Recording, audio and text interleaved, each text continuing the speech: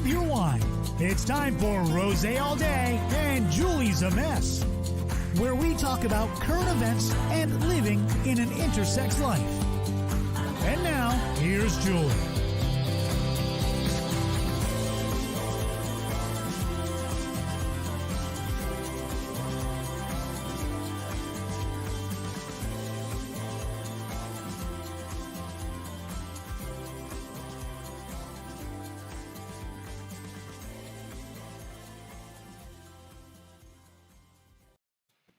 Hi, everybody. Welcome back to Rosé All Day, Julie's a Mess. I am thrilled to be back. I am sorry I missed the last 2 weeks. I have had a lot going on. A lot going on. And that's why I'm glad that I'm drinking this week, too, because I haven't been able to drink the last 2 weeks. We will get to our guest in just a brief minute or two. Just a couple of things. I want to remind everybody, I do have a Patreon account. So if you'd like to support this podcast and support my endeavors in advocacy for the intersex and XXY community, you can certainly join Patreon, but you can also feel free to send money to Cash App, Venmo, or any of the other ways that we have for you to donate and support the show. I will put that link up in a second for you guys. Love seeing all the people joining. As always, we picked up a couple of 100 viewers in the last couple of weeks, which has been really excited for this podcast and show. And remember, you can always hear the audio portion of each week's podcast on Apple, iTunes, and Spotify as a podcast if you don't want to watch the show like you're doing now on our YouTube channel. And let's see what is going on. I am doing a recircle, and on August 3rd, we are talking with my lawyer, Dr. Irene Pons, and we are giving you an update on my Alabama case. And the exciting thing about that today is we released a press release at justjulie.com, and by about 9 o'clock this morning, 88 news outlets around the globe had picked up the story. So we're looking forward to updating everybody on what's going on with Alabama. And that will be August 3rd. That will kind of replace our Rosé All Day on August 3rd, but not fully. But Irene will be joining us. We will be talking about everything that's going on with that. And just really excited about all the people that are really interested in my story and just the story and plight of so many XXY and intersex individuals. Okay, let's get to the show. I think it's my 18th show, but because I lost 2 weeks and I don't remember. So it could be the 18th. It could be the 18th. It may be the night. Who knows? It could be the 19th. And this is part of our Disney series. So first, let's talk about my wine. Then we're going to get into the Disney series. This week and next week, I have 2 of my favorite people from my time at Disney joining us. So we'll get to her in just a second. My wine tonight is by Luca and Sons Cellars. Ooh, that's what the label looks like. It's really pretty. Luca and Sons. This was a gift for my birthday from justjulie.com and Blaire Fanning. And it came in a package called Sip Sip Hooray, which is a great way, like I'm already drunk and I haven't even drank yet, a great way to send wine to people. So you look up Hip Hip Hooray, Sip Sip Hooray, and they will send you the wine. They send you a glass. I got chocolate, which is a great pairing for this particular wine. So let's try it, right? So this is the Rosé by Luca and Sons.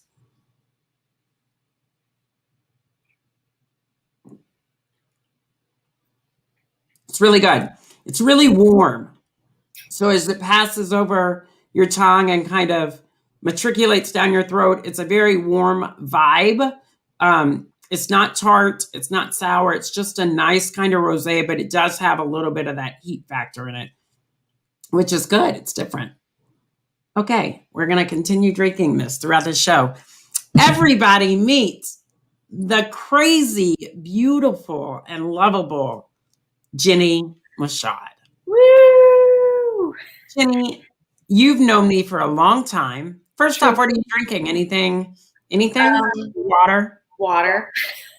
That's why your skin looks so good. I have to plaster mine with makeup. Not as exciting as your wine. Stunning and gorgeous because she drinks water. That's just during the week. We don't have to talk about what I'm drinking on the weekend. So. Well, we could. You know what? I'm a whiskey girl. I just tried peanut butter whiskey recently. Someone else was just telling me about that over the weekend. I love it. I think it's something I need to find. You need to try it. I think it was a company called Screwball. Screwball peanut butter whiskey. Yes. And if you really want to be a little adventurous, ask them to drop a drop or two of Chambord in it. Oh, yeah. And then it tastes just like a good old peanut butter and jelly sandwich. Oh, wow. Is that how you were having yours? I mean, I tried it that way. It was really good. But the first time I tried it just straight up. And it was good. I'm a big fan of flavored drinks. Like, I'm not a big vodka girl. You know, a lot of people are very vodka. I'm not a big vodka girl. I've always been wine. But I got into last year Crown Royal salted caramel. Oh, that's nice. And I've been pouring it over ice when I need a drink. I've been pouring it over ice and then adding a flavored coffee creamer, non-dairy of my choice. Smart. And making like my own White Russians. Oh, that sounds fun. A great Good for you. Yeah. I like anything Crown Royal. I love anything alcoholic. I need it these days. We need it these days. I think so. Jeni, you've known me for a long time. Yeah. True story. Tell everybody that's listening and watching, how do you know me, and or how long have you known me, and how did we meet? I would say we have known each other. Let's see. My youngest is about to turn 20, and I think we knew each other before I had her. So 24-ish, 25 years. Yeah. And we met at the happiest place on earth, at the Magic Kingdom. We did, and we have to tell everybody that doesn't know, Disney's had a big year too, reopening after COVID, but Disney World is celebrating their 50th in October. And you and I were both in the 25th anniversary parade. Yeah. So you're right. We've known each other for about 24, 25 years. And then I sit here and go, 25 years ago. That's and it crazy. Literally. That's like a lifetime. It is. And it literally feels like there are times when I wake up and I'm like, look, gotta go to work. Oh, wait, I don't work there anymore. Yeah. Like it literally feels like yesterday. Yeah. I don't know. I agree with that. I definitely miss those times in my life. I remember there were times where we would go in and we were all just so tired and cranky and bored, you thought like, oh, I can't wait to like not work here anymore or anything, but what I would give to go back. My sister had actually said, we're talking about Disney and we're going to be talking about your roles and kind of what we did. My sister also did face characters, and she had made the comment once. She was like, that was the easiest job. And we all took it for granted. And she was like, 100%. Because at the time it didn't feel so easy.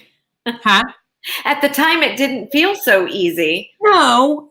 But then like we all joke about what we were doing. And I don't know. It's just, I also think we were fortunate to work there at the time frame that we did. We were there at a very good time. What a great group of people. Not to say the people that are there now, they just weren't. Right. But it's probably very different for them. It is very different. Yeah. I went back a couple of years ago and, I've been a couple of times, but when I lived in Florida, we all had passes and stuff. And so I went and saw a friend that worked at the Beauty and the Beast restaurant.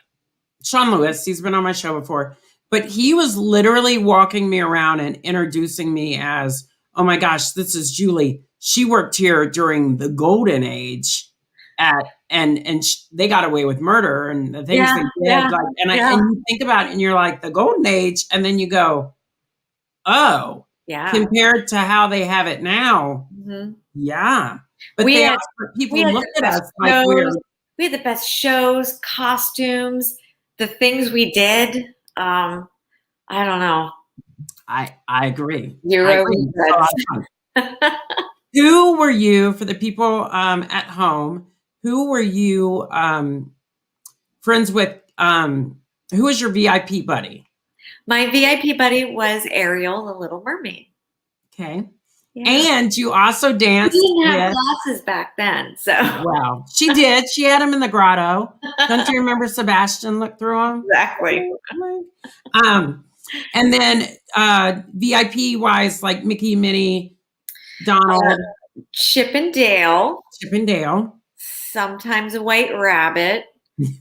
Didn't we all? Which exactly, I was probably too petite for that, but I did it anyway. And the little puppet boy, Pinocchio.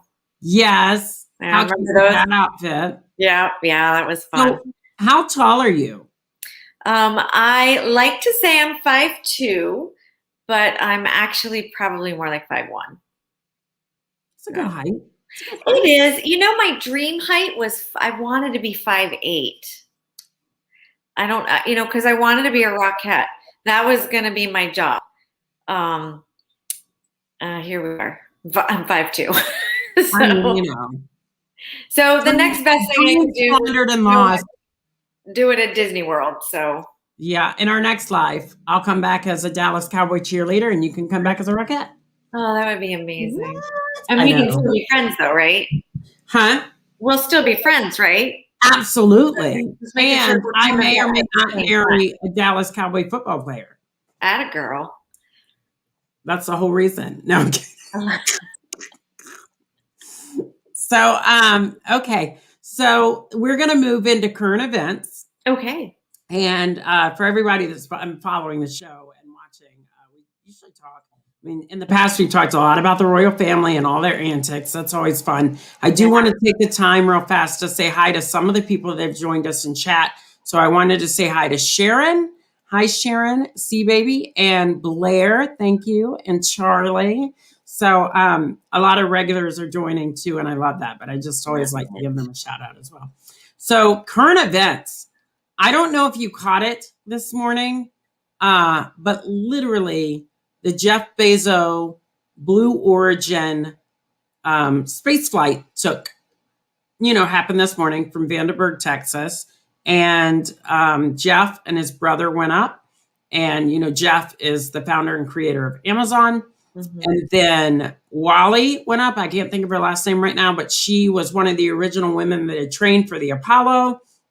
Never got to see space flight. Yeah. She got to go up. And then I think I said this morning to the friend I was watching it with, I was like, this 18-year-old who, by happenstance, his dad bought him a ticket through an auction that went to charity. But the first ticket that was sold for $28 million, that person had to cancel and reschedule. So then this 18-year-old got to go up. And I thought, wow, he's going to be famous for the rest of his life. Yeah. Here I am scrapping on a podcast, and he has to go up in space, and he's got to make. I was like, he probably even will have a job. Like Jeff Bezos probably, you want to work for me? You can talk about the original space flight. It's all about the networking. Yeah. Right. I'm like, is he single? Can we get married now? Thanks. 18-year-old. You're old enough. Did you get to see any of it? I didn't. I was at work, so I miss all the good stuff. Yeah. Did you hear about it? I did hear about it. There was some talking about it, but I didn't get to see. I haven't even seen any of the snippets of it yet. So did you ever for a minute think this was possible or this was going to be possible? I did, but I didn't think it would be in my lifetime, honestly. So it's hard to think. You think your grandchildren, because I'm thinking of your kid, they may actually be able to travel to space, and it might be vacation. It might be just the norm. Exactly. Yeah. It's crazy. But yeah, no, never thought I'd see something like this in my lifetime. It's crazy. They're saying that by 2040, they're anticipating that the travel industry will be making upwards of 1.7 trillion a year. Wow. And that right now they're talking about if you want to go up, you need to be able to fork over like 200,000 plus. And I'm like, that's a house. Yeah. Yeah. That's a house. Now I do have to say this because I'm not the only person. When you watch it, you have to tell me. I feel like a lot of people at Disney are going to say this too, but the actual spacecraft that they went up in, the pod and the booster, looks like a penis. Shut up. I swear to God, it looked like a white penis. And it kept doing this. Let me see if I can, this is my brush, but it kept doing this all the way up. And I just thought, I don't want to put it on Facebook. I don't want to go to jail. But it literally, that's what it looked like. And I turned to my friend and I went, am I just too focused on penis these days? Or is that what that looks like? Could be a combo of both. No, that's what it looked like. I mean, that's what it literally looked like. And I thought, this billionaire, Jeff Bezos, has some balls making his first foray into space. I mean, I said, he's not married anymore. He has 4 kids, but he's worth like, I Googled it. He's worth like $207 billion. And I thought, this is penis envy. He either has a big one and he doesn't care. I mean, that's exactly what this spaceship looks like. I can't wait to look it up now. Like, as soon as we're done, what I'm going to do. Huh? As soon as this show's done, where I'm hit, I got to find pictures now. Video. Like, flying penis. Flying penis. Enter. Jen. I love it. Well, now we're going to talk about, last week, it was one of my favorite stories in the news, but, always in Florida. A gentleman in Daytona Shores, so Daytona Beach, Florida. I'm sure there's an area called Daytona Shores. He was arrested for swinging an alligator by the tail above his head. Huh. Missed that story too. When the cops approached him, he released the alligator and raised his hands. He knew he was getting arrested, which I'm like. And the cops asked him why, because supposedly, this is sad. I think alligators are so cute. He was swinging it above his head, tried to throw it up on the roof of a downtown business, then grabbed it, swung it more around his head, slammed it into an awning, threw it down on the ground twice. It's a sad story for the alligator. And poor alligator was minding his own business at the Conga Putt-Putt River Adventure when this guy crawled the fence and stole him. So it wasn't even a wild gator. Right. He stole it from a putt-putt course. That's so cool. when the cop said, "What are you doing, man? Like, what are you doing?" He goes, "I'm trying to teach it a lesson."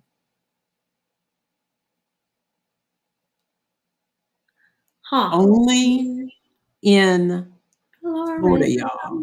Yeah. Yeah. The weirdest stuff happens in Florida. Yeah. All the great stories start that way.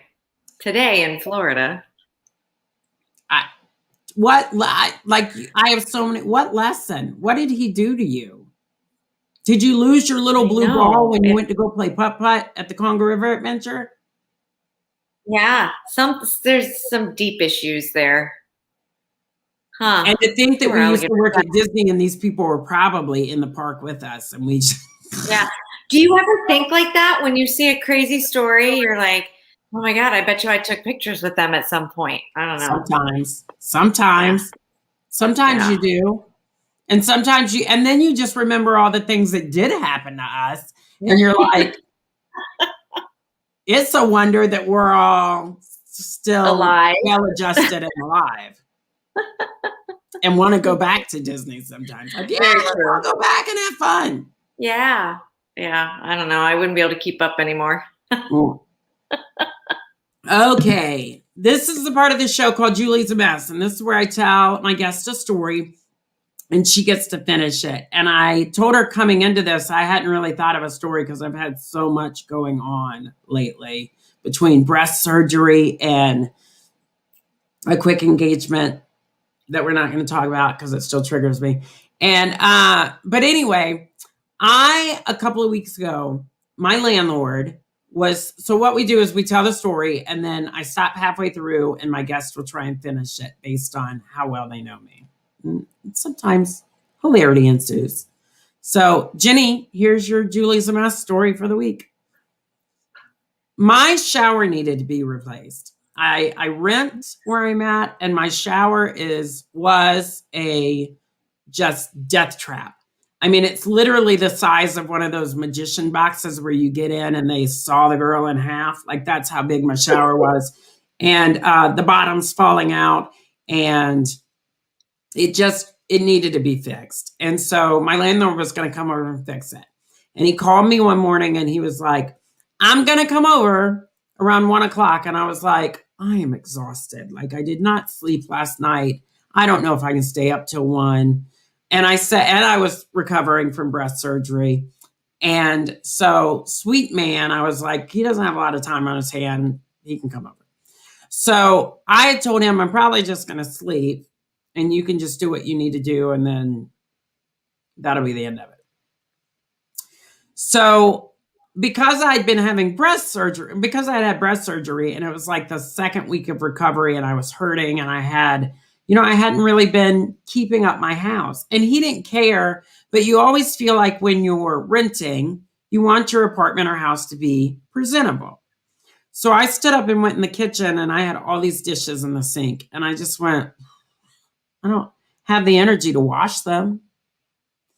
And a friend of mine said, well, just put Dawn in the sink and plug your sink up and turn the water on. And then when he comes over, it'll just look like you're attempting to like clean the kitchen. And I thought, that's a great idea. That is a great idea. That is smart. So I put tons of dish soap in the sink and I turned the sink on. I couldn't find a plug. I couldn't find the plug for my sink because my house was built in the 40s. So I totally took the top of a mason jar, like that inner lining that you seals when you screw it on and like the little that fit perfectly. So I put that down there and I turned the sink on.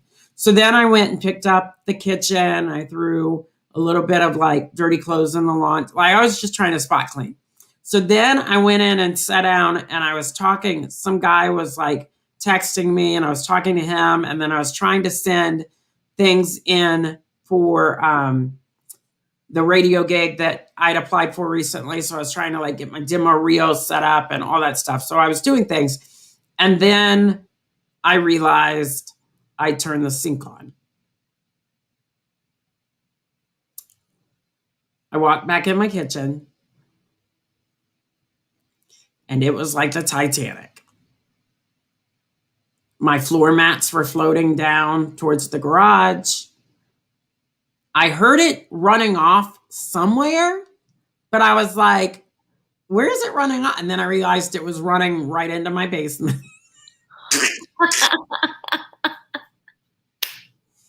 So being Julie and being that it was 12:00 and my landlord was showing up at 1, how do you think this story ends? I like to picture that there were bubbles involved because you probably put the dish detergent in, right? So you've got not just water, but bubbles. So I could see you reminiscing back to the days where like, oh, we would all go to places like the Firestone Club. Remember that place? And they had the bubble parties, right? So I picture you probably turned some music on, got the lights all ready. I'm sure you looked really cute regardless. And you had a bubble party, dance party with your landlord. Well, he's in his 80s, so that didn't happen. He probably still liked it. I mean, he probably did. He was coming over and asking me about all my surgery. Like, I had all these technical questions, and I was like, fix my Did he shower. want to know if he could help massage? Everybody else wants to know. I was going to say, because you know that's the question everybody's going to ask. Yeah, that's what every guy in my life wants to know. But we'll talk about that in a second. Because I actually found out recently, I had to Google, even my doctor didn't tell me. I was like, how do you massage them? How much pressure do you apply? And then I watched a surgeon from Texas, and he was like, it's not really massaging. And I was like, got it. Now that I know, I won't be roped in. Massaging is probably deceiving, but anyhow. But did you have a bubble party? No. So I go in there, and of course, I panicked because I thought my landlord's going to come over and think I'm trying to destroy the house. Couldn't bend over. Of course. But when I squat down because of the lupus and like the other issues, the osteoporosis, sometimes I can't get back up. I panicked. I was like, oh my God, I panicked. I'm sure you did. I took everything that needed to go into the laundry that week and threw it on the floor. And I started like trying to sop up all the water in the soap. But I have night seizures sometimes. Right. And one of the ways you know that you have night seizures is you wake up, covered in bodily fluids. Right. I'd forgotten that I had a whole bunch of towels in that mix to go in the wash that were covered in that from like 2 nights ago. So now I'm smearing all that stuff all over the kitchen floor too. This is just not getting any better. It did not get any better. I finally threw everything in the laundry. People were like, oh my God, you could have slipped and really hurt yourself. I was like, well, what was I supposed to do? You're like, I wasn't even thinking of that at that point. I got all of it in the laundry. I finally get everything up. And then I threw like a quart of Fabuloso on the floor and just spot mopped it just so it would smell good. And I literally, after all that, it was just everything I could do to not like. Isn't that Fabuloso stuff the best though? I love it. A lot of people don't like it. Fantastic. I love it. It's amazing. I throw it everywhere. Toilet, floor. I may even start gargling with it, like for mouthwash before a date. I mean, I wouldn't, but that stuff smells amazing. Anyway, I got everything in, and then he came over, and his solution to fixing the shower was spraying Flex Seal, which worked. I mean, it worked, but it made my house smell like a chemical compound for like 2 days. And I was taking pain pills, and I was like, between exerting myself in the kitchen for all the wrong reasons and then inhaling Flex Seal, it's a wonder I'm still here, Jeni. It's a wonder. That's kind of like Firestone too. I mean, that was a drug. I was thinking those were different chemicals, but yes. Now we're going to move on to something called 5 questions, which I've been looking really forward to because I have a lot of questions about our time at Disney, your time at Disney. And one of my first questions is, so for everybody that's just joining, she was good friends with Ariel, the mermaid. Yay.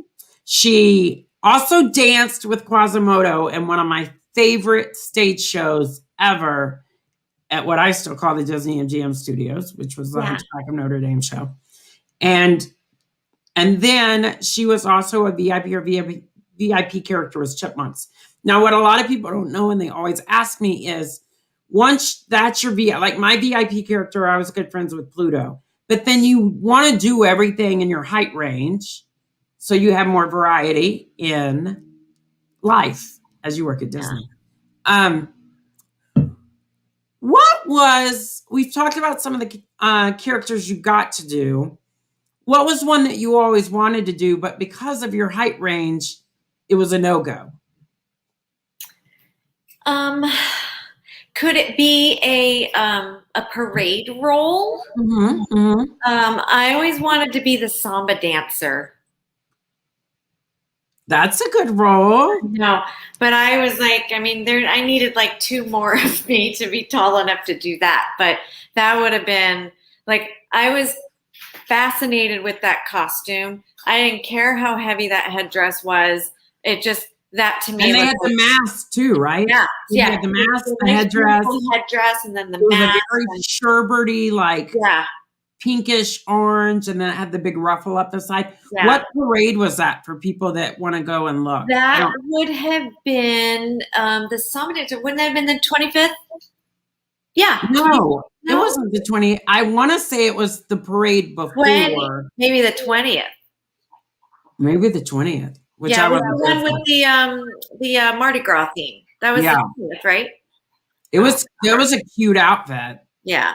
It would have been heavy. Now, did you do Spectro Magic? I did. And I did Mermaid mostly in that. Right. And Harp Girl. Harp Girl's a fun role. Which was always fun because you got to hit at the mallet. Now, you had to lean forward in Spectro Magic. In that tail, yeah. So made. The way it was made, it was like you were, a mermaid from here up. And then I had like my sweatpants on. But you'd climb into this, the float, and in order to make it look like you were positioned, probably you leaned in on your hips the whole parade route. Right. And your hips. Did you ever hear about the story when one of my shells popped off? No, let's hear that story. Yeah. So ironically, Jay Carter was driving my float that night. And whenever we would get to the bridge, usually your driver, that was where like you could, if I was having like any kind of a costume problem or anything, I could holler down to whoever was on the bridge. Sometimes your driver would pop their door open and like wave at you and just make sure you were doing okay. Well, it was Jay that night. And just about right before we got to Castle Hub, I was, doing my armography, and I went to do something and I whacked one of the shells. And, they were just Velcroed onto Velcroed. Yeah, they were Velcroed.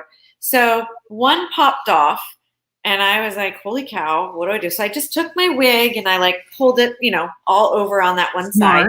Smart. Quick thinking.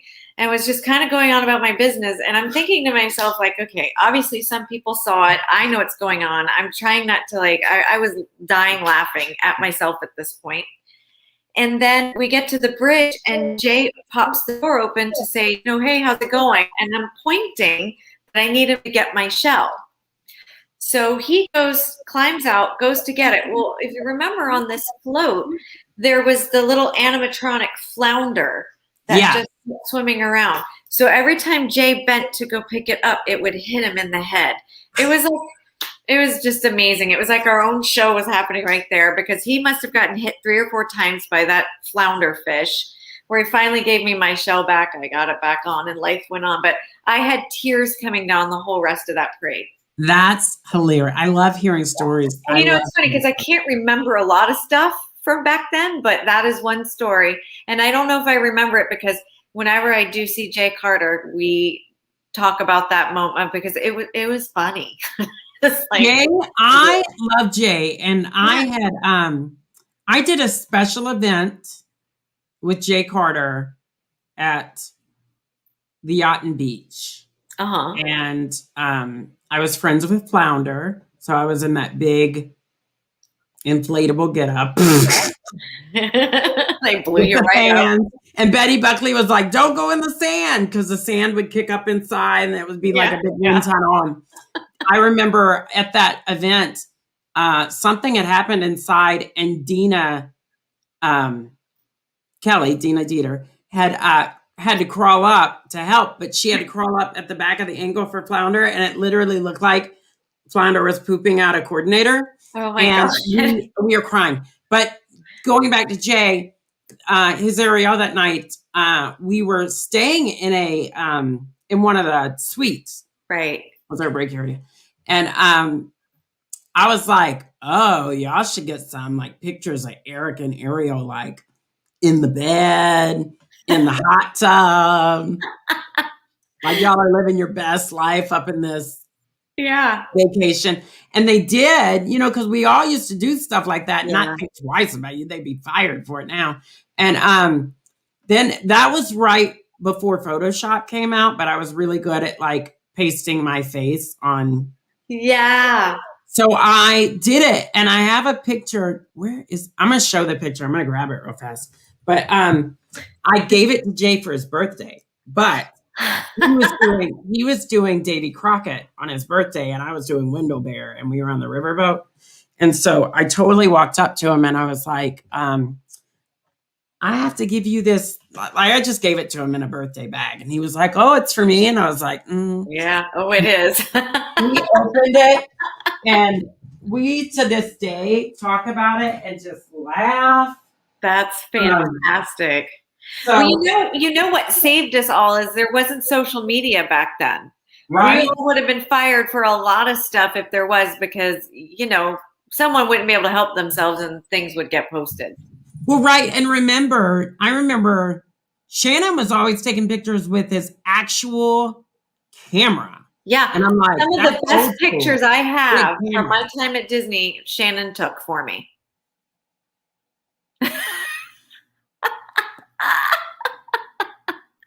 I love that you have that. That is amazing. There it is. And every once in a while, I'll show it. And look at that flip on Eric's wig. That is hilarious. Oh my gosh, I love it. I know. Julie was a mess then, even Yes. his Fantastic. Okay, sorry, I totally yeah. hijacked the story. So that was, you asked your one question. Well, so I'm still asking questions because, you know, I could talk about this forever and we're doing well in time. So do you have a memory? I mean, you just told us a little bit about your parade memory from Spectrum Magic, but do you have we met some of the greatest kids working at that park. Do you have a memory of one of your favorite encounters with a tyke, with a little person at Disney? Yes. There was,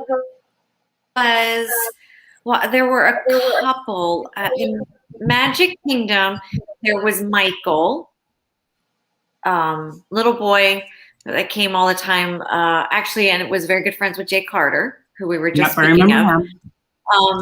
So he was a regular that I would always, no matter where I was on the parade route, I would stop my routine and make sure I would go over and see him. And there was another boy that I used to see all the time too, and I honestly can't remember his name. But you started to have your regulars that were always in the same spots, and it would just make your day. I mean, just as it made their day, you stopping to go take a picture with them during parade, but and then they would somehow, these pictures would find you. Like they would bring them and give them to people, you know, like our coordinators and stuff. And then we would get them. Like you had mentioned at the Hunchback show, there was an older gentleman, his name was Tony, and we called him Tony the Button Guy because he used to go to all the shows. He used to go to Beauty and the Beast, Hunchback, and he would take pictures, and he took amazing pictures, but he would put them on buttons for you or magnets, and then he would give them to you. But then he would just start taking, some of my most amazing pictures I was at the Hunchback show for about 5 years. Yeah. So over that time, he took a lot of pictures of me, but it became where everybody was like, well, Jenny's his favorite. If you want to be in any of Tony's pictures, you got to get next to her. So if people knew he was in the audience, choreography was changing because everybody was trying to get next to me at some point just to get in a picture. Because he took some of the most amazing pictures, and I have boxes and boxes because he would send them back to me. I always thought, I loved that show. One of my friends, Melanie Hobbs, was Esmeralda. She was one of our Esmeraldas, yeah. And I would go and just hope that she was the Esmeralda. But yeah. I always remember when you got that show and everybody was so excited for you. Yeah. And I think one of the reasons was, because you had an accident. Yep. I want to say you were coming to work. I was on my way into work, yeah. And you were in a dropped my son off at daycare. Yep. I was coming in to do Spectrum Magic. And I want to say you took that curve on Reams Road, or maybe it wasn't. Maybe it was. I was at a light and I was turning to go to the back roads. It was Apopka Vineland. Yeah. That intersection there, yeah. Somebody ran up the light and T-boned me. The accident was so bad that there were a lot of us within that didn't know if you were going to make it. Yeah. And, I remember, I'm going to get teary-eyed. I remember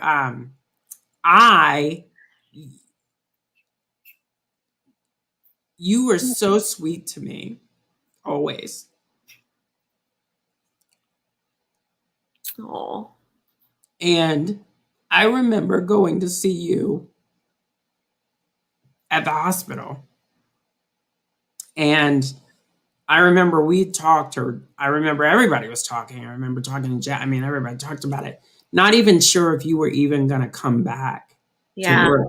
Oh, they said you survived. First I wasn't going to make it through the night. And then it was, well, she's not going to walk again. And then it was, well, she's going to be, you know, she's functioning, but she'll never be able to go back and do what she did. And then you came back like gangbusters and became a dancer at Hunchback. And everybody was thrilled. And I always wanted to see you get like, I was like, I don't think she can sing, but fuck, she'd make a good Esmeralda. Like, Yeah, that was when I came back to work. I was probably only back. I was out 8 months. And then when I came back, I still couldn't drive yet. I hadn't gotten my my driving capabilities back yet. And so Lisa Cantrell, do you remember Lisa? Mm-hmm. She, so I was only working like 3 days a week for a while there. So we had the same schedule. So she would pick me up and we would drop my son off at daycare. She would take me to work and then she would bring me home. We'd pick my son up and she was like my carpool. Tyler, that's your son's name? Yeah, Ty, yeah. You know, he just turned 29 yesterday. I don't know how that happened because I don't either, because that's really 29. That's right in my dating range. So Right. hi, Ty. Hey. But yeah, so she would give me rides to work. But I was only back really maybe about a month. And I remember Hunchback, well, I don't remember, but Hunchback opened while I was in the hospital. Yeah. So the opening cast was doing, you know, their thing. And I remember, you know, hearing great things about it. Well, when I came back to work, there was the, you know, on like the little memo board, there was a thing up that said there was an audition that they were going to be replacing. There was a female already leaving. So they wanted to replace that one spot. And I remembered the thing said that there were puppets in the show, and I was like, well, I don't do puppets. So, and you did the doves, right? You got to do the doves. I had to do all kinds of stuff. But the crazy thing was, I was only going to the audition to just see how I would do, because I didn't know if I could still move, you know, do it right. So, yeah, I went to the audition and I made the first cut, the second cut. Next thing I know, it's like down to me and a couple other people, and then they do the usual like thank you so much, and you know, Fran Soder, the show director, was there, and I mean, how often does the actual show director still hang out? But the show was still so new that he was still so involved that he was like, I need to pick, you know, who's gonna, you know, take this girl's spot. It was actually Jody McVeigh that was gonna be leaving because she had another opportunity at another show. So it was crazy. Long story short, I ended up, you know, getting the part. And I found out the next day when I was at work, and I had been doing, that was the 25th anniversary parade. Yeah. The crane would have to take me down off the shell. And I remember was that a fun float to be on? I used to, because the tail looked weird because it was on some kind of motor and just did it was like it did like this crazy whirly thing. It didn't really do a lot of natural. It was kind of weird. Yeah, it was odd. But I liked my vantage point up there. It was kind of cool. Oh yeah, and that shell's huge. That's actually one of my favorite floats to look at. I think, but the tail, you're right. It was kind of weird on that one. But as I was coming down, one of the parade stage managers was down there and said, hey, they want you for this show, and your rehearsals start tomorrow. And I thought, I don't even really have time to think about this, but I took it and I went, and I'm so happy I did. It was 5 years. Wasn't Blaine Gantos in that cast too? Yeah, he was there. He was one of the OGs. Yeah.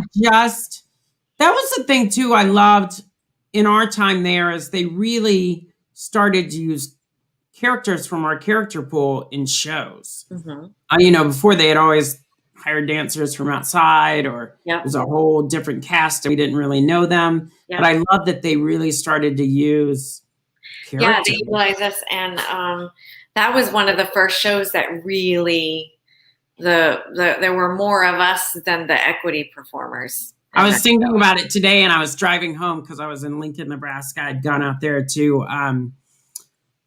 just get out. I told you my casino story last night, but also I had met with some radio personalities that work at the station that I'm trying to get involved with. And on the way home, I was thinking about your time at Hunchback, and I literally found myself like driving through the backwoods in Nebraska and cornfields, and I'm like, I don't know if you can hear me. And I was like, oh, yay. And I was like, I should be singing this soundtrack. That was a great show. Okay. Who's your favorite Disney character? Like, just tell everybody who your favorite character is. Not one that you necessarily did, but who's your favorite character? Oh goodness. I always really, I love Belle. I mean, now, did you ever get fitted in Belle? What was that?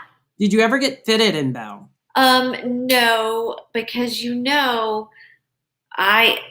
before I was approved in Ariel, I was fitted in her 3 other times, and 3 times I was told nope. One time I was told I was too pretty. The other times I was too exotic, and their wording was always like, you would go to face character auditions sometimes and you were like, yeah. I was at them faithfully. I mean, I went every time they had them, and I was always fitted in things, but a lot of times I just, I looked a little too Italian, maybe. I don't know, but. My sister has a great story because, she did Belle. Right. She's beautiful too. She's still beautiful. Yeah. Thank God we look like each other. You do.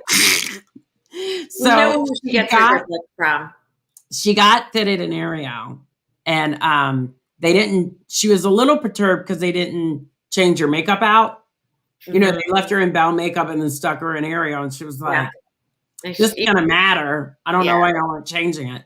But she tells a story about how she said, very awkward to be standing there in front of the firing squad, and they're all talking about you. Yeah, that's such a great way to describe it, because you just stand there, you turn, you front, and they're just talking about you like you're not there. She said it got all the way down, and as they're going and whispering and talking about you, they were like, she's whose sister? Oh my God. And she goes, it gets all the way down to the end, and they were like, she looks just like her brother. She was Ariel. Thanks. Right? Because they had seen the pictures and stuff. Exactly. Yeah. And my sister goes, not really. You don't really want to hear you look like your brother in drag. Right. At a face character audition. And I was like, hey, they didn't stick you in Ugly Stepsister. It's not like they were saying you were Anastasia or Drusilla. Like, you have that perfect face for an ugly. So I was like, count your blessings. Yeah, believe me, it could have been much worse. It could have been a lot worse. A lot of people, I'm going to answer this question for Sharon real fast. She wants to know what VIP buddy means. When you're in entertainment and characters, you are always assigned based on your height range, a character slot. So for Jeni, she was a chipmunk because of her height. I was Pluto because of my height. You could be mouse height, which would be Mickey or Minnie. They would often say your monk height, like Jeni. If you're over 6 foot, you were Goofy height, but that would mean you would do things like Goofy or Beast, all the real tall roles. And so Sharon, all it really was kind of a character coding for us. But because we don't want to ruin the magic sometimes when kids are watching or listening, we would say your VIP buddy. So I'm friends with Pluto. Jenny's friends with the chipmunks. Dina would have been friends with Mickey and Minnie. Maybe. So that's how they that's what, when we say VIP buddy, that's what they mean. And oftentimes even now you'll hear people say, oh, I was friends with Ariel. Because even, I think there was a great story about, so I think somebody asked you once, like, well, does Tyler not know that you're Ariel? And I think you said, I think I've told him I'm friends with her. Right. He didn't know it for years. And he would come and see me, and he would just be kind of, he'd give me that sketch look like, but my mom and dad were always so good about making sure like it wasn't ruined for him. Yeah. And then finally, like, it clicked one day, and so I had to tell him, I'm like, but you can't tell anybody. It's, we don't want to ruin it for people. I mean, it's kind of like Santa, there's the real Santa, and then he's got helpers. There's the real Ariel, and then mommy's her helper. Because she can't be everywhere at once. Yeah. So he was like, okay, so we got it. So then there was, I was doing sets at the Grotto one day. And I loved our old Grotto. Yeah, exactly. So my parents were in town, and whenever they came in town, they always came to the park with him, and they would take him around. And so they waited online, and they came to see me. And this was probably the first time that he really, like, he knew it was me, but he was trying to be like really, cool, and he was excited. And he was like, he whispered to the kid in line behind him. It was just like, that's my mom. She's one of Ariel's helpers. And my mom was like, Ty, you're not supposed to tell people. And he was like, it's okay. She said it's a secret. And I whispered it. So he thought it was okay to tell the kid as long as he whispered that mom was there, but it was just a helper because the real Ariel was busy doing something. So, yeah. Any creepy dad stories? Oh, well, when you're Ariel, you have nothing but creepy dad stories. Yeah. They always wanted to, they had always comments about your shells. Yeah. Yeah. Always. What size are they? Like, yeah. Like, do the shells come in different sizes? I think I heard an Ariel in the Grotto once actually turn and say, I don't know what you're talking about. Flounder found these on the bottom of the ocean, and I thought they were pretty. Well, that's how you always had to kind of come back with them, because as much as you wanted to tell them that they were gross, dirty old men, you had their kids were sitting right next to you. Because the crazy thing is like, and I would like to think it's still that way today, but they really instilled that in us during our time when we were there, like how important it was to never come, be out of character. Yeah. To have that integrity in it, no matter what anybody said, because you know how many, not even the dads, but you know how many kids would ask me how I went to the bathroom? That was like I had so many kids ask me. So that was always a question that I could never really think of something that was like appropriate, clever. So questions like that, I always turned it around on them, and I would be like, well, how do you think I go? And then pretty much whatever they said, I'd be like, okay, yeah. There you go. So, yeah. And you know me, I'd be like, do you have an aquarium at home? Exactly. How do they go? But you can't say that because you can't be like, no, because you wouldn't know what an aquarium is. Yeah, but it's funny because they really were strict about that kind of stuff with us, because it was all about character integrity. Yeah, and that was so important to, I think, all of us back then. And now I feel like Ariels would be like, can you go out and pick some of the trash up off the beach because pollution is real. Yeah, exactly. Do your part. Yeah. Okay. So we have had a lot of fun talking about Disney stuff. Yay. It is, we're at the point of the show. Well, first off, I just adore you. Same. You have been and always will be one of my most favorite people. You and I clicked right away. Like, I don't know. Well, yeah. And I just always thought you were super sweet. And then the antics we would get into. But were you ever in the grotto when the snakes? Yes, of course. What mermaid wasn't? In the old grotto, you just snakes in the grotto. That was normal. And horrifying when you'd see one, you're like, How do I get back to the break room? Yeah. That was fun. I was like, what this kind is of a snake is that? process. Venomous one. Right. Yeah, they were those horrible water moccasins. Water moccasins. Yeah, I was like, oh. I always tell the story, and I feel like now Disney's going to be like, that didn't happen. Amanda Salisbury, we were in the grotto one day, and okay, so for the old grotto, now she sits and it spins, and I don't know it's how really fancy.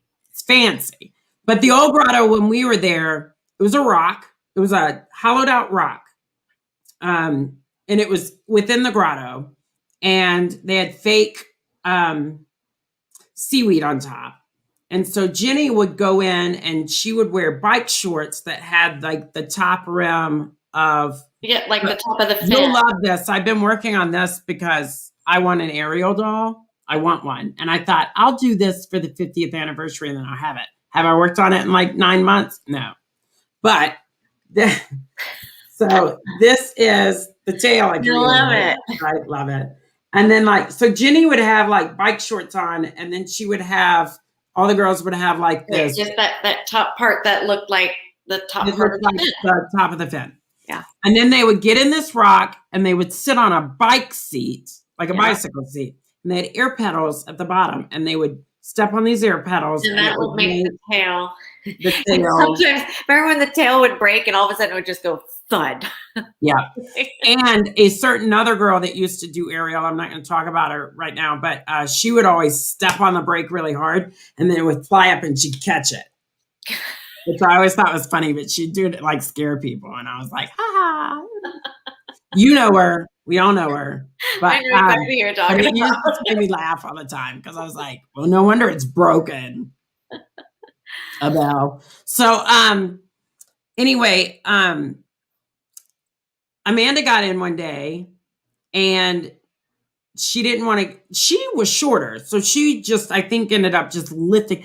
So what they do, they get on the bike seat and then the tail would go, it was on this fitted, like articulated skeleton, we'll just call it skeleton. Yeah. And so Jeni would get in, right, sit on the bike seat, and then they would zip the tail up her back. Yep. And then they would hide with like Velcro and the thick seaweed. So we were like locked into this rock. Couldn't get out. Yeah, nope. Right. So somebody unzipped you. Amanda felt something moving. Mm-hmm. And we ended up closing the grotto, and then we got her out. And then we found out that there was a nest of baby water moccasins. Yep. Inside the rock. Yep. Inside the rock, people. And we were right next to the old 20,000 Leagues. 20,000 Leagues. We were like I felt like they just felt like we were an old cave that was right next to that ride. Although I really love that King Triton. I did King Triton and Spectra Magic, and I'm like, where did he go? Sometimes I'm like, I want to buy that and stick that in my backyard. Like that would be kind of cool. Where'd that go? Yeah. Anyway, they didn't want to close the grotto because it was so, do you remember how popular the grotto was back when we would have lines for hours? Yeah. So they ended up closing the rock and sealing it. And then they made the girls put on show tails, which were basically a sequin tail. Yep. And then they carried them out to the grotto, and they put a lunch tray from Armark on top of that opening. The opening. And then they put more fake seaweed on it. Yep. And then they stuck the girls on it. Yep. And the girls all knew right below me is a nest of baby water moccasins. And then we all started to have the same thought, which was, where's the mom? Right. And they made us run that grotto the rest of the day before they went in and took care of it. And you think, and people go, oh, you got hazard pay. And I'm like, no. Nope. I don't even know if my insurance would have covered a snake bite. A bunch of little snake bites. What happened to Ariel? Well, yeah. But it was still a good time. But it was a good time. Right? We all talk about it now and laugh about it. I had my share of snakes in parade floats. Yeah, that and cicadas. Do you remember like the cicadas? Were you ever in a spectro parade where all of a sudden they were just jumping out of the floats? Yeah, that was remember the big piano that Chip and Dale would play? Yes, and it's right. And then I always wanted to do one night that. it was Becca Deppner and I, and we're just playing away and sliding on the piano bench, and then all these cicadas started jumping out of the float. It was insane. Well, at least they didn't get up in your little cute little heads. That would have been horrible. Horrible. Okay. We are right at the 7:00 mark, which we've been talking for about an hour. Michael Booth is terrified next week of making sure that he's going to do it right. And I'm like, it really is just like a Zoom call. We're just going to talk. Yeah. He's going to be awesome. This is the part of the show. And for those that are joining us and want to come back next week, Michael Booth is adorable. And he was friends with Aladdin and Prince Ali. So that's going to be a fun show too. And he's just a character anyway.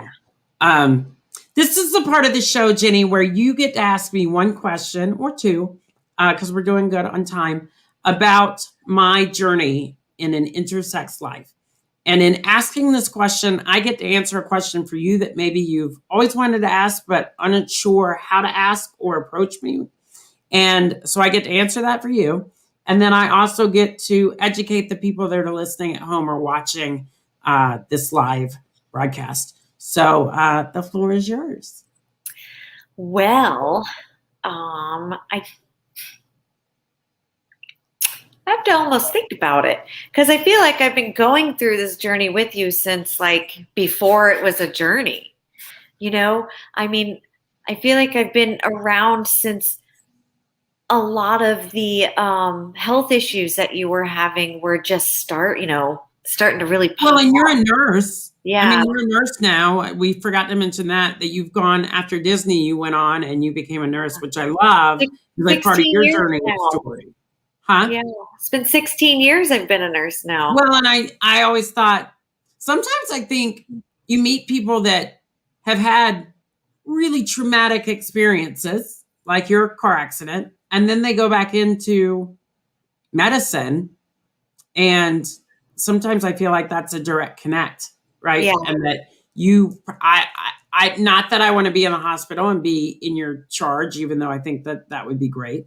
But I just, I'm sure your bedside manner and I'm sure the way you treat people and you approach everything is just very genuine and comforting and caring. So I think it's great that you went into nursing, but okay, let's get back to you asking my question. So of course, I'm always like, when I think about like what you're going through and the things that you have gone through and what you probably still have ahead, I'm very clinical and I can't help that. So for me, I think one of the things that I would want to know about, and I'm so curious about is any more surgeries that you're going to need to have to get you to where, you are comfortable. I feel like you'd be comfortable in whatever shell you're in. I am. Yeah. I was going to say, you're very confident. I don't know if people realize that, but I tell people it's just a vessel. Yeah. And I'm very adamant about it. I love when you say that because that's such a great way. Yeah. And people are like, well, people on TikTok will be like, well, do you have dysphoria? No, not really. Not at all. Well, that's because they don't know you. And then they'll be like, oh, well, it's like trans. No. Not at all. In all honesty, and people ask me all the time, especially because of my breast surgery, they're like, oh, you had dysphoria about your breasts. And I'm like, well, not really. Like I had breast tissue from high school. It was just that at 46, I was getting undressed at night and looking in the mirror and being like, oh, I'm King Louis without any fur. Like, so I really just wanted them lifted. Very good visual I just got. That's what I told my plastic surgeon. And he was like, what? And I was like, dude, have you ever been to the zoo? And he's like, yes. And I'm like, next time you go to the zoo, ask to see the matriarchal orangutan and look at where her breasts lie. Like, I shouldn't have a hole in between my breasts. I know it's my belly button, but that's not where it should be. Right. So like, not necessarily even on a plastic surgery end, like, just with some of the other clinical. Yeah. So I think I know what you're asking. A couple of years ago, I had the hysterectomy where I had my ovary Right. and my, that I remember. testy removed. Mm-hmm. Actually came across somebody today in an intersex group I moderate on Facebook, and they literally had the same anatomy. Really? But, yes. But their medical choice and the information they were given was very different from mine. I feel blessed. I know that not every, and we talk about this all the time, intersex people do not get the care they need. Mm-hmm. A lot of doctors across the board say, excuse me, I don't agree with that. Mm-hmm. I don't recognize that. I'm not going to do that. You were born a boy or you were born a girl, but a lot of them are not. And that baffles me because I'm like, they took an oath Mm-hmm. to help you regardless. The oath was, you're going to go out and help people. So I find it very kind of damning when a doctor says, yeah, I don't believe in that. I'm not. Yeah. I've been really blessed that all of my doctors and everywhere that I've been, they're on board. And it's not so much of, they're not coming necessarily from a scientific aspect of, let's see what would happen if we do this. Right. I talk all the time about how decades ago, lobotomies were common. That was the norm. That's how they They'd be like, well, if we push on this, her hand tremors, and they're like, well, what happened if we push on that? And I'm like, I'm glad they don't do it anymore. Yeah. But I had a great urologist when I was in Orlando. Cute man. Married, but so gorgeous. I mean, if somebody had to do all the things that were done, boy, howdy. But he's in Winter Park, but he had actually come back to me and he said, don't get a vagina. Right. And I said, why? And he said, people aren't going to understand this unless they have an intersex person in front of them or they've opened up an intersex person before for whatever reason. But he goes, I've operated on 4 in my career. And he's in his 40s. And he was like, you're my 4th. And it looks like you'll have 2 or 3 roller coasters intertwined. Internally, y'all don't look like any XX or XY I've ever come across. And he goes, one wrong move on somebody that doesn't understand an intersex body, and you could have a colostomy bag for the rest of your life. Exactly. Yeah. Goes, it's not worth it. And then he leaned over and he goes, this is the part where you're like, yeah, I got to go. Where's my purse? He leaned over and he was like, you're going to find somebody that wants to be with you because they want to be with you. Yep. And that's not going to matter down there. That won't matter. And he was like, I have to tell you, he goes, I have to tell you something I don't think you know, Julie. And I went, shoot. Who knows what's going to come out of the mouth of a doctor? And he said, my wife and I tell our patients all the time, anal sex is not gay sex. And I went, got it. And in my head, I'm like, I know that. You're like, I already know that. Hello. He sounds like he was a great doctor.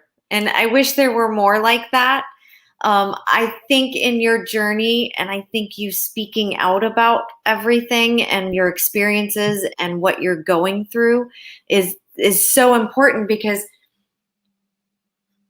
this right now isn't in any medical school training. No. So, and it's not there because we're finding that with, like, we're now starting to have block educations that we're given, so that we know how to, because with the trans community and all of the operations that are now starting to come to our ORs, we're learning more about how do we approach, how do we speak, how do we, just things that you didn't think And it's hard. In school. The intersection of trans and intersex, I think where people get confused. They get very confused.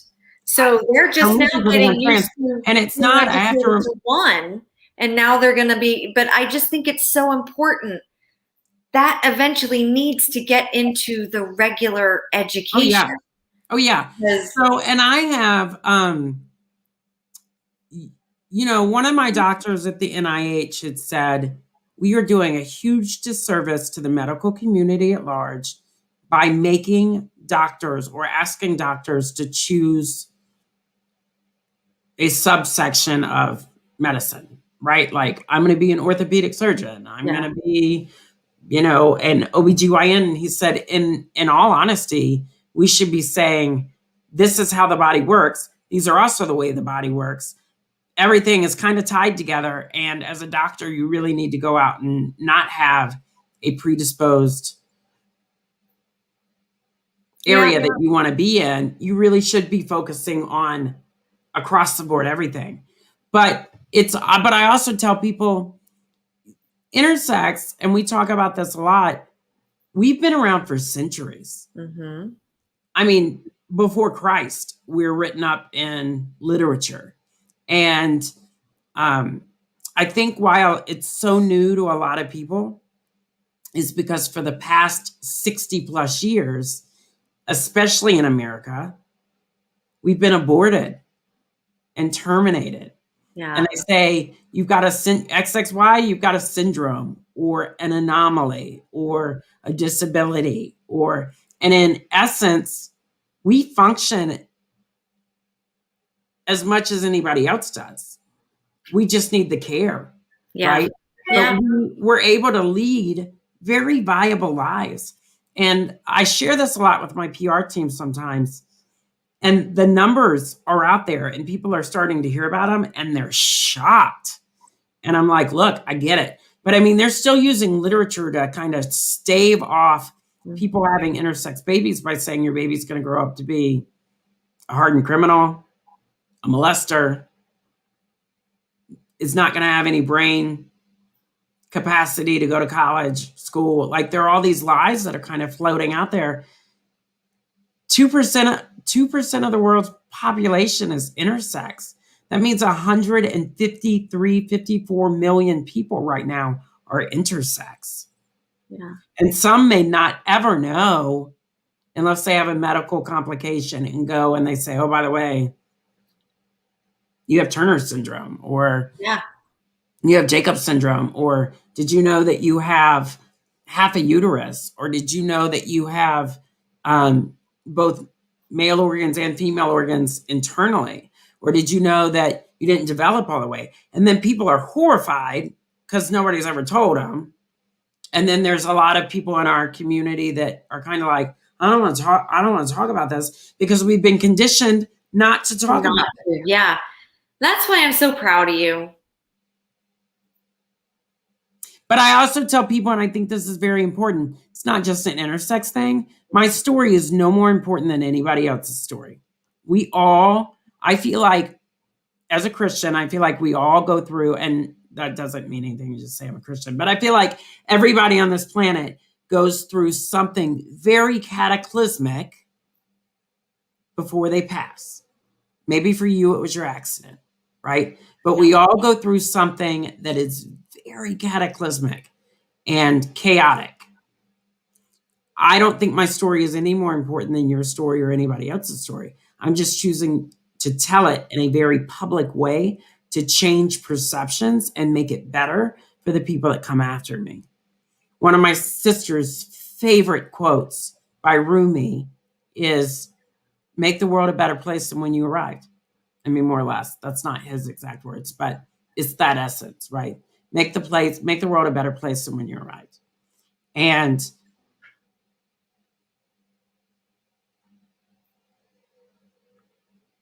I'm not going to lie, my life has been challenging.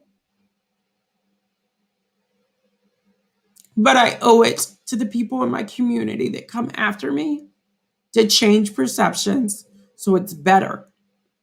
So that you can go to a doctor and he's not going to judge you or say that you should have been aborted. And instead, maybe he says, okay, I took an oath. Or she says, okay, I took an oath. Let's figure this out together. Let's make your life quality, because you have every right to be here as much as anybody else. Let's not do surgery on you at birth to make you fit a binary that we've been preaching for the last 60, 70 years. Let's allow you to live your life in the vessel that you arrived in. And if you choose to make changes to that vessel, great.